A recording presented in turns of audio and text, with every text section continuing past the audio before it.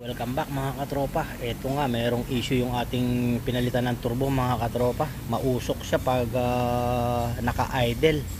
Makapal yung usok mga katropa. Hindi ko alam kung bakit, pero aalamin natin yan mga katropa kung bakit mausok. Siyempre bago na yung turbo, mausok pa rin. May ibang pinanggagalingan mga katropa. So ngayon, isi-share ko lang sa inyo mga katropa kung ano yung mga posibilidad na pwedeng panggalingan kung bakit umusok ng ganito kakapal mga katropa. Ayan, makikita nyo nandyan sa ating screen mga katropa yung usok. Ngayon isi-share ko lang sa inyo at ipapaliwanag yung ating pwedeng maging dahilan mga katropa ng ating kung bakit siya mausok.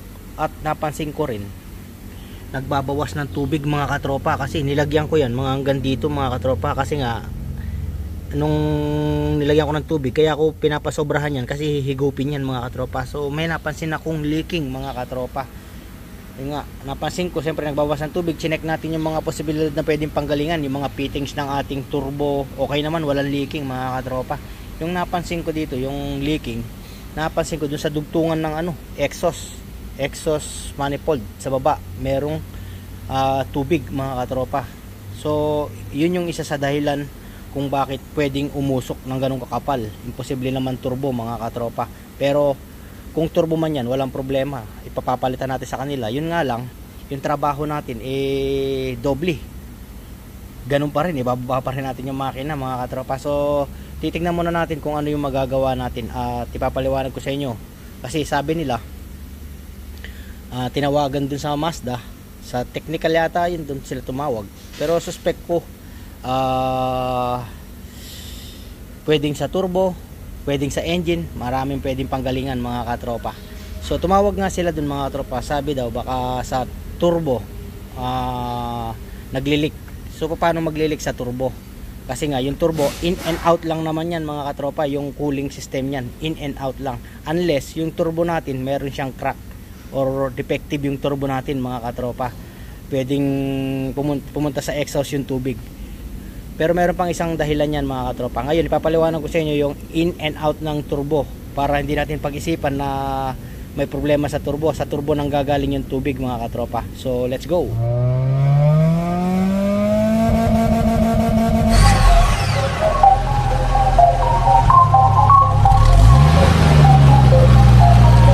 The Mechanic TV. Who made this? The Mechanic TV channel, dito ay manood ka. Click mo subscribe button, click yung bell, updated ka sa mga paparating namin na gawain. Alam mo na, subaybayan galaw ni Sir Edgar, manapat The manood Mechanic ka. TV. So ito si ating turbo mga katropa. Ipapaliwanag ko lang sa inyo yung about sa ating cooling system, kung bakit nagkakaroon ng tubig sa ating exhaust. Pero sa suspect ko, hindi sa turbo nang gagaling yung leaking, unless meron nga siyang crack dito sa area sa body ng turbo, kasi yan lang naman yung dinadaanan ng tubig mga katropa. Halimbawa ito, yan, mapapansin nyo, ito yung sa tubig, tsaka ito yung sa tubig. Yan, kumbaga way yan, in out yan, in out, in out, in out lang yan mga katropa. So para lang palamigin tong katawan ng turbo, yung body ng turbo na yan. So pagdating dito sa baba, ganun din. So ito yung sa tubig, tapos yung isa nandito, yan, ito yung isa sa tubig. So in out din out din yan, parang rotation line tubig yan. So sabi nila baka daw sa turbo nang gagaling. So chinek naman natin yung mga fittings, hinigaan ko nga yan, chinek ko yan ni lifter bago ko pinarada dun. So wala naman naglilik dito. Kung meron naman maglilik sa turbo, dito lang yan, sa labas makikita mo yung mga leaking, pero walang leak, kaya posibleng sa turbo nanggagaling yung leaking papunta sa exhaust manifold natin mga katropa. Unless, gaya sinabi ko, merong crack yung ating turbo, pero posible, pero parang malabo kasi nga bagong turbo yun mga katropa. So yun yung way ng tubig. So napakasimple lang, in out lang yan, paikot lang ng ganyan, lalabas papasok, lalabas papasok. So nagkakaroon siya ng tubig papunta sa ating exhaust manifold. Nandito yun, exhaust manifold. Ayan. So ngayon meron akong suspect mga katropa na pwedeng panggalingan kung bakit nagkakaroon ng tubig at nagbabawas ng tubig. So punta tayo sa engine, isi-share ko sa inyo. So marami na kasi ako na-encounter lalo sa BT50 mausok mga katropa, pero hindi turbo yung issue, pero mausok siya. So nagbabawas ng tubig, kaya tapos nakakita tayo ng tubig sa may exhaust, so nagiging issue niya yung kanyang EGR cooler. So ngayon ito meron din siyang EGR cooler. Ayan, ito yung EGR cooler niyan. Yan. So ito yung in, ito yung out. Ayan. Ganyan. Or ito yung in, dito yung out. So sa gitna yan siyempre yung ating EGR. So pagka may leaking sa gitna yan, pupunta na dito sa ating engine. Ay dito sa loob, papasok dito sa engine. Pupunta sa exhaust mga katropa. So pwedeng pumunta rin yung tubig tapos pumunta sa exhaust manifold doon sa dugtungan. So papakita ko sa inyo ng visual doon sa ating top overhaul, ay sa ating overhaul, makikita niyo, papaliwanag ko sa inyo. So ito si ating cooler. Ayan, si cooler. Ito yung sa tubig, tsaka ito. Ayan, papunta rito yan. Ayan, palabas dito sa ating out dito. Or ito yung in, palabas doon. So ngayon, tatanggalin natin. Ayan. So si EGR cooler kasi meron siyang pinaka pinaka pin sa loob. Ayan, kung mapapansin niyo yung pin. Yung nasa gitna niyan, ayan. Yung mga pin na yan, nandiyan yung tubig sa mga pin. Sa mga pin. Yung pinaka yan, dito dumadaan yung hangin papunta rito sa ating engine. Ayan, mapapansin niyo sa engine. Tapos lalabas dito sa exhaust. Ito yung exhaust niyan dito, mga tropa. Itong kabuuan na to, exhaust yan. Kumbaga idinikit lang nila yung exhaust kaya sa ating cylinder head. So ngayon, ganyan yung position yan. Yan. Ganyan yung position yan. Ganyan ang sinabi ko, pag merong leaking dun sa mga pin sa loob nito, pupunta yung tubig dito. Dito sa ating butas na to. Tapos pupunta rito sa ating exhaust. Yan, sa exhaust. Pupunta sa exhaust, lalabas dun sa pinaka niya dun sa baba, papunta rin sa baba. Kaya nagkakaroon tayo ng leaking dun sa ating dugtungan kapag malakas na yung tagas nito mga katropa. Yan, sa mga pin. Yan, yung mga pin na yan, pag may tagas dyan, pupunta na dito sa ating engine yan. Pupunta na rito yan. Pag ganyan, papasok dito, palabas dun. So, yun yung isa sa naiisip kong pwedeng panggalingan. Kasi nga naka-encounter na tayo sa mga BT50 na ganun din kakapal yung usok mga katropa. At namamalya-malya pag may tubig. Kaya isa sa dahilan na pwede kong pag-isipan yung EGR. Wala tayong ibang yun dyan sa pagbabawas ng tubig kundi dyan sa EGR cooler na yan mga katropa. Kaya sinabi ko, kung sa turbo nga yung manggagaling yung leaking, ibig sabihin defective yung turbo nila mga katropa na na binigay sa atin, may crack. Kasi nga, gaya sinabi ko, wala naman ibang lalabasan yung tubig dito kasi nakapalibot lang sa body yan. Yung pinaka hole ng tubig na yan, nakapalibot lang yan. Hindi pwedeng pumunta sa sa ibang way. Kumbaga pinapalamig lang, parang yung throttle body, di ba? In out lang yung tubig nun. Kasi nga pampalamig lang ng throttle body. Kagaya na sa turbo, ganun din. Pampalamig din ng turbo yan. Kasi sobrang init yan, kaya may tubig para medyo mag cool down yung turbo. So wala namang ibang dadalaw yan kundi sa butas lang yan, nag-iisa na pinaka body na nakahulma sa loob na butas. So tatry natin na gagawin sa ating EGR cooler. Yan, isasalpak natin tong EGR cooler na to mga katropa dun sa ating engine, tas obserbahan natin. So kung nakita nyo naman yung usok kung gaano kakapal mga katropa, diba?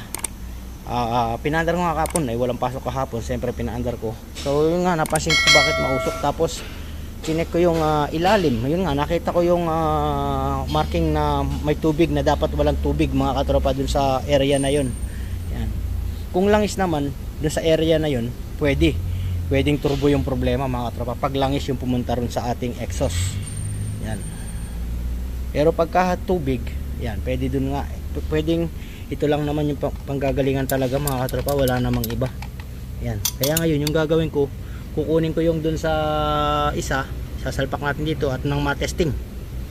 Tapos tignan natin kung pag yun yung naging issue, so request na natin ng bagong EGR. Kaso yung problema mga katropa, walang stock dun sa Bermas, so kailangan umorder sa Japan pa. So matagal pag sa Japan, mga 1 buwan yun. So yung mangyayari, hiramin muna natin yung ano hanggat wala pang pyesa. Pwedeng hiramin yun. Pero mas maganda i-confirm muna natin mga katropa kung talagang dito yung dahilan. Kasi imposibleng magkaroon ng usok na ganyan. And then napansin ko dito, meron siyang konting usok. Konting usok lang naman mga katropa. Hindi siya ano. Hindi, so panggagalingan yan yung mga blow by yan. Blow by. So kasi pag blow by, kung may problema yung turbo mo, pwede siya mag blow by or may problema yung injector washer. So sa injector washer, pina-requestan ko na rin yan mga katropa para isang ano lang. Pero gaya na sinabi ko, ito nga uunahin natin si EGR kasi ito yung meron tayong pang test para malaman lang natin yung usok. So mga katropa, papalitan natin yan para dun sa pagbabawas ng tubig. Kasi posible sa turbo kasi manggaling yung tubig dun papunta ng exhaust mga katropa. So papalitan ko muna mga katropa, tapos obserbahan natin. So napalitan na natin ang EGR cooler mga katropa. So ito yung kanyang EGR cooler. Yan, pinaandar na natin. So ayan muna natin naka-idle. Gaya ng kahapon, naka-idle lang siya.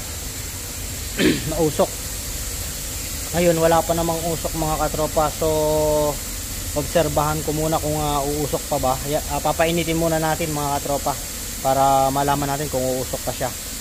Kahapon naka-idle lang din naman. So mausok, makikita nyo naman yung usok dyan sa ano, ang kapal ng usok mga katropa.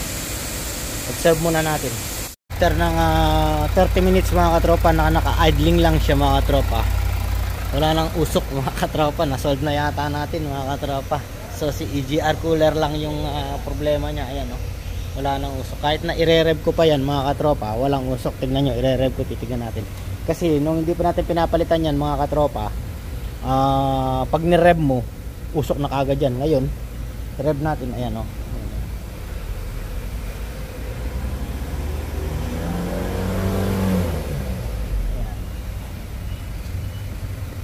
So wala kang kausok-usok mga katropa. So yun nga yung issue nun, EGR cooler lang mga katropa. Napaka ano lang, kung ano pa yung sinasabi nila, papahirapan pa ako mga katropa.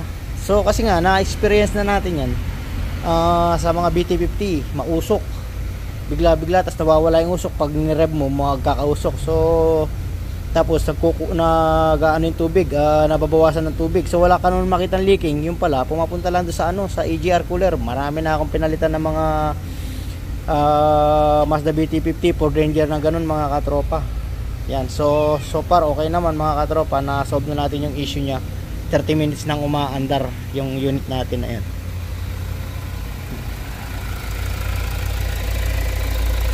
So yun mga katropa, sana nakakuha kayo ng idea. Hanggang sa susunod na video mga katropa, abangan nyo yung mga iba pa nating mga pinoproblema rito sa workshop. I-share ko sa inyo.